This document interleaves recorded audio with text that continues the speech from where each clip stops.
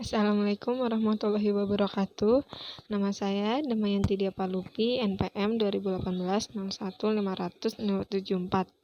Di sini saya akan menjelaskan tentang problem based learning.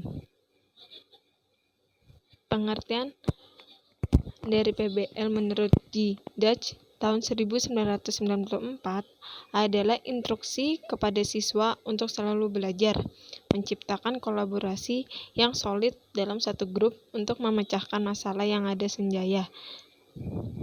Sanjaya tahun 2006-2014, PBL adalah susunan kegiatan pembelajaran yang bertumpu pada pemecahan masalah dengan cara ilmiah. Tujuan dari PBL untuk pendidikan yaitu meningkatkan pola pikir, menemukan solusi atau pemecahan masalah, melatih siswa memiliki keterampilan untuk proses berpikir abstrak, tentu sangat berbeda dengan melatih siswa untuk berpikir konkret. Resnick menjelaskan bahwa kondisi dan koneksi dengan proses berpikir tentang berpikir, yakni walaupun kerangka berpikir mempunyai kesamaan antara konteks, jadi setiap berpikir itu memiliki keberagaman tergantung siswa ketika memecahkan masalah. Yang kedua yaitu mempelajari pola pikir. Model pembelajaran PBL ini juga memiliki misi untuk mendukung kemampuan siswa ketika menghadapi masalah di kehidupan nyata dan mempelajari tugas penting sebagai manusia mandiri. Resnick menyampaikan PBL sangat penting untuk pemecahan masalah dengan bekerja sama. Lalu ada mempelajari kemandirian. Dengan menantang siswa untuk terus menentukan solusi dari masalah dalam realitas yang diciptakan siswa sendiri. Ini bisa berdampak pada pengembangan mental yang lebih solid untuk kehidupan yang lebih mandiri. Lalu di sini ada ciri-ciri model pembelajaran PBL. Yang pertama, mengutarakan masalah. Model pembelajaran ini berlandasan pada pengaturan dalam mengajar sesuai dengan masalah yang dihadapi oleh siswa dalam kehidupan sehari-hari. Ini bisa membuat pembelajaran yang diterima siswa lebih mengena dan bermakna. Yang kedua, berpusat pada sangkut paut terhadap setiap disiplin ilmu. Walaupun proses pembelajaran PBL ini berlandasan pada masalah yang terdapat pada mata pelajaran khusus seperti matematika, IPS, dan IPA, tetapi setiap masalah yang dicari sudah melewati seleksi yang ketat, sehingga persoalan akan berguna untuk siswa. Lalu ada penyelidikan original. Metode PBL merupakan pembelajaran yang berlandasan masalah yang mewajibkan siswa untuk melaksanakan pencarian secara original. Ini berguna untuk menciptakan solusi nyata pada setiap masalah yang dihadapi. Lalu ada membentuk hasil dan mempresentasikannya. Pembelajaran PBL mengharuskan siswa untuk menciptakan hasil dalam produk yang nyata. Hasil tersebut dapat berupa tulisan, video, multimedia, gambar, dan laporan. Lalu ada PBL melatih kolaborasi dan kerjasama.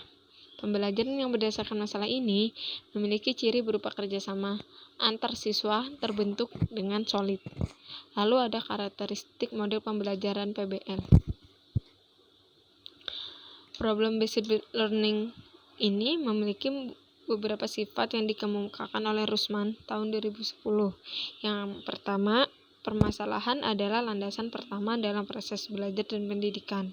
Yang kedua, PBL harus sesuai apa yang ada di dunia asli para siswa. Permasalahannya pun tidak harus struktur. Ketiga, permasalahan yang ada harus memiliki beragam perspektif ganda atau masalah yang relatif terhadap subjek. Keempat, permasalahan yang diangkat harus sesuai dengan daya pikir pengetahuan pada siswa. Daya pikir pengetahuan pada siswa dari mulai kompetensi hingga sikap. Ini bisa memerlukan sebuah pengenalan belajar untuk mata pelajaran yang baru. Yang kelima, belajar membimbing dan kontrol diri dasar utama. Yang keenam,